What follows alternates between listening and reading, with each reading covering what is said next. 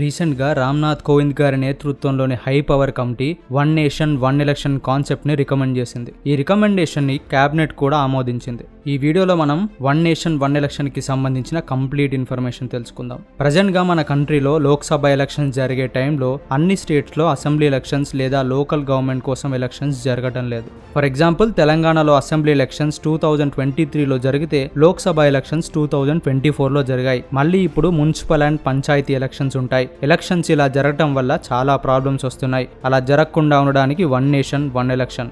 ఈ one nation one election concept గురించి simple గా చెప్పాలంటే మన కంట్రీలో జరిగే MP elections and MLA elections అలాగే లోకల్ గవర్నమెంట్ కి సంబంధించిన ఎలక్షన్స్ అన్ని ఒకేసారి జరగడం. అన్ని ఒకేసారి అంటే ఒకే రోజు జరగడం అనే కాదు. ఇప్పుడు లోక్సభ ఎలక్షన్స్ జరిగినప్పుడు ఎలాగైతే ఫేజ్ వైజ్ ఎలక్షన్స్ పెడతారో అలాగే ఈ ఎలక్షన్స్ కూడా ఉంటాయి. కానీ ఏ ఫేజ్ లో అయితే లోక్సభ ఎలక్షన్ జరుగుతుందో అదే ఫేజ్ లో ఆ స్టేట్ లో అసెంబ్లీ ఎలక్షన్ కూడా జరుగుతుంది. ఇంకా లోకల్ గవర్నమెంట్ ఎలక్షన్ విషయానికి వస్తే రామ్నాథ్ కోవింద్ కమిటీ చెప్పిన దాని ప్రకారము ఎలక్షన్స్ యొక్క ఫస్ట్ ఫేజ్ 100 డేస్ లోపల లోకల్ ఎలక్షన్స్ జరగాలి. ఇండిపెండెంట్ ఇండియాలో ఫస్ట్ జనరల్ ఎలక్షన్స్ 1952లో జరిగాయి. 1952 నుండి 1967 వరకు జరిగిన అన్ని ఎలక్షన్స్ లోక్సభ అండ్ అసెంబ్లీస్ కి దాదాపు ఒకేసారి జరిగాయి. 1960లో కేరళ అసెంబ్లీ ఎలక్షన్స్, ఆ తర్వాత నాగాలాండ్ పుదుచ్చేరి ఫార్మేషన్ వల్ల జరిగిన ఎలక్షన్స్ తప్ప మిగతా ఎలక్షన్స్ అన్ని లోక్సభ అండ్ అసెంబ్లీస్ కి కలిపే జరిగాయి. మరి ఆ తర్వాత సిచ్యువేషన్ ఎందుకు చేంజ్ అయిందో తెలుసుకుందాం. 1967లో ఎలక్షన్స్ జరిగిన తర్వాత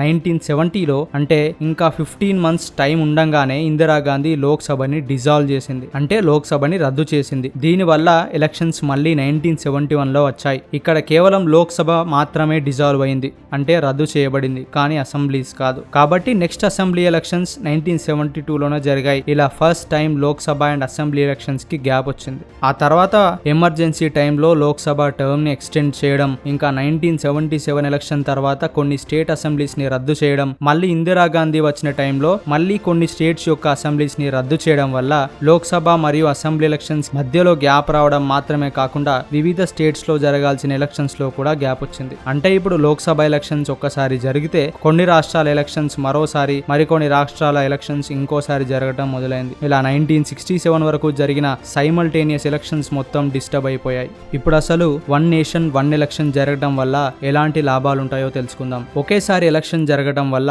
ఎలక్షన్ కాస్ట్ తగ్గుతుంది. ఫర్ ఎగ్జాంపుల్ 2019 లోక్సభ ఎలక్షన్స్ కోసం దాదాపు 60,000 crores ఖర్చు అయింది. మళ్ళీ స్టేట్స్ యొక్క అసెంబ్లీస్ అండ్ లోకల్ ఎలక్షన్స్ లో వేరు టైమ్స్ లో మళ్ళీ కొన్ని థౌజండ్స్ ఆఫ్ క్రోర్స్ ఖర్చు అయ్యాయి. వన్ నేషన్ వన్ ఎలక్షన్ వల్ల ఈ ఎలక్షన్ కాస్ట్ ని తగ్గించుకొని మిగుల్చుకునే మనీని వెల్ఫేర్ స్కీమ్స్ లాంటి వాటికి యూజ్ చేసుకోవచ్చు. ఎప్పుడు ఏదో ఒక ఎలక్షన్ ఉండడంతో మోడల్ కోడ్ ఆఫ్ కాండక్ట్ చాలా సార్లు అమల్లోకి వస్తుంది. ఈ మోడల్ కోడ్ ఆఫ్ కాండక్ట్ ఉన్న టైంలో గవర్నమెంట్ ఎలాంటి కొత్త స్కీమ్స్ ని తీసుకురావడానికి వీలుండదు. ఇంకా చాలా రూల్స్ అండ్ రెగ్యులేషన్స్ వల్ల అడ్మినిస్ట్రేషన్ యొక్క ఎఫిషియన్సీ అనేది దెబ్బతింటుంది. అన్ని ఎలక్షన్స్ ఒకేసారి ఉంటే కొన్ని రోజులు మాత్రమే మోడల్ కోడ్ ఆఫ్ కాండక్ట్ ఉంటుంది. దీంతో గవర్నమెంట్ ఎఫిషియెంట్ గా పనిచేయగలుగుతుంది. ఎప్పుడు ఏదో ఒక ఎలక్షన్ ఉండడం వల్ల పీపుల్ ని అట్రాక్ట్ చేయడానికి గవర్నమెంట్ తమ కాన్సన్ట్రేషన్ ని గవర్నెన్స్ పైన కాకుండా పాపులర్ స్కీమ్స్ పైన పెడుతున్నాయి. ఈ అడ్వాంటేజ్ తో ఓట్స్ పెంచుకునేందుకు ట్రై చేస్తున్నాయి. ఒకేసారి ఎలక్షన్ జరిగితే ఇలాంటివి తగ్గించుకోవచ్చు. 2-3 సంవత్సరాలకు ఒకసారి ఏదో ఒక ఎలక్షన్ ఉండడంతో ఓటర్స్ ఓట్ వేయడానికి ఎక్కువగా కాన్సన్ట్రేట్ చేయడం లేదు. ఇంకా వేరే స్టేట్స్ కి మైగ్రేట్ అయిన వాళ్ళు కూడా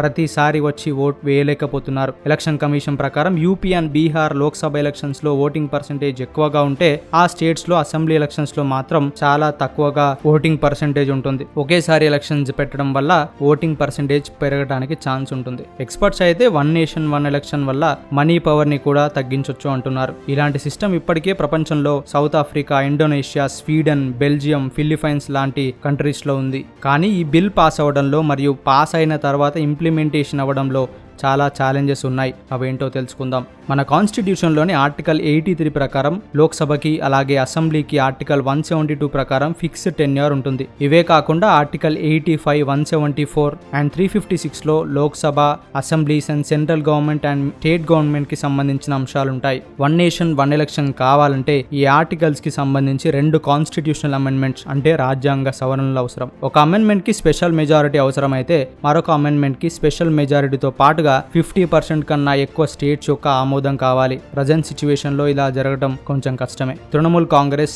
డిఎంకే లాంటి రీజనల్ పార్టీస్ దీన్ని వ్యతిరేకిస్తున్నాయి. ఒకేసారి అన్ని ఎలక్షన్స్ జరిగితే రీజనల్ ఇష్యూస్ ని పట్టించుకునే ఛాన్స్ ఉండదని వీరి ఒపీనియన్. ఒకేసారి ఎలక్షన్స్ జరగాలంటే చాలా ఈవీఎంస్, వీవీప్యాట్స్ అండ్ ఎంప్లాయీస్ మరియు పోలీస్ పర్సనల్ అవసరం అవుతారు. కేవలం 2019 లోక్సభ ఎలక్షన్స్ కే దాదాపు 1 crore ఎంప్లాయీస్ అండ్ పర్సనల్ దీనికోసం అవసరమయ్యారంటే వన్ నేషన్ వన్ ఎలక్షన్ కోసం ఎంతమంది అవసరం అవుతారో ఊహించుకోవచ్చు. అంతేకాకుండా ఎలక్షన్స్ జరిగిన తర్వాత ఏదైనా అసెంబ్లీ ముందే డిజాల్వ్ అయితే పరిస్థితి ఏంటి అన్నది కూడా ఒక ఛాలెంజే. ఇవన్నీ కాకుండా ముఖ్యంగా వన్ నేషన్ వన్ ఎలక్షన్ జరగడం వల్ల ఓటర్ కన్ఫ్యూజన్ కి గురయ్యే ఛాన్స్ ఉంటుంది. ఒకేసారి ఎలక్షన్ జరగడం ఓటింగ్ బిహేవియర్ ని ఇంపాక్ట్ చేస్తుంది. దీన్నే ఎలక్షన్ కమిషన్ కోఆటిల్ ఎఫెక్ట్ అని చెప్తుంది. ఫర్ ఎగ్జాంపుల్, పీపుల్ లోక్సభ మరియు అసెంబ్లీ ఎలక్షన్స్ రెండింటిలో ఒకే పార్టీకి ఓట్ వేయడానికి ఛాన్స్ ఉంటుంది అన్నది వారి opinion. One nation one election మంచిదే అని law commission, election commission, law and justice కి సంబంధించిన పార్లమెంటరీ స్టాండింగ్ కమిటీస్ అండ్ నీతి ఆయోగ్ చెబుతున్నాయి. లా కమిషన్ ప్రకారం వన్ నేషన్ వన్ ఎలక్షన్ జరిగిన తర్వాత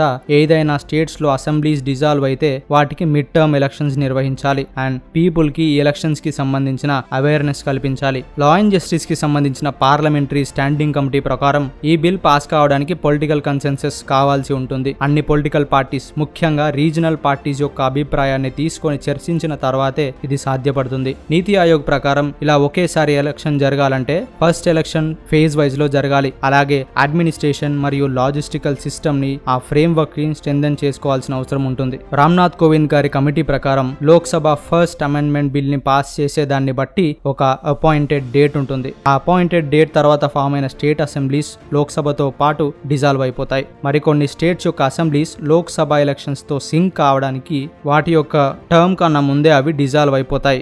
వన్ నేషన్ వన్ ఎలక్షన్ జరిగిన తర్వాత ఏదైనా స్టేట్ యొక్క అసెంబ్లీ అనేది ముందే డిజాల్వ్ అయిపోతే అలాంటి వాటికి మిడ్ టర్మ్ ఎలక్షన్స్ ఉంటాయి. అప్పుడు జరిగే ఎలక్షన్స్ లో ఫామ్ అయ్యే గవర్నమెంట్ మళ్ళీ సైమల్టేనియస్ ఎలక్షన్స్ జరిగే వరకు మాత్రమే ఉంటుంది. ఈ మధ్యలో గవర్నమెంట్ లేకుండా ఉన్న పీరియడ్ ని ఇంటరిమ్ పీరియడ్ అంటారు. ఒకవేళ ఏదైనా స్టేట్ లో ఎలక్షన్ జరిపించడం సాధ్యం కాదని ఎలక్షన్ కమిషన్ కనిపిస్తే కొంచెం డీలే చేసి ఎలక్షన్ ని జరిపించవచ్చు. కానీ ఆ తర్వాత జరిగే ఎలక్షన్ మాత్రం మళ్ళీ మిగతా వాటితోనే ఉంటుంది. ఈ లోక్సభ, అసెంబ్లీ మరియు local, panchayati and municipality elections కోసం ఒకే ఎలక్టోరల్ రోల్ అంటే ఓటర్ లిస్ట్ ఉంటుంది.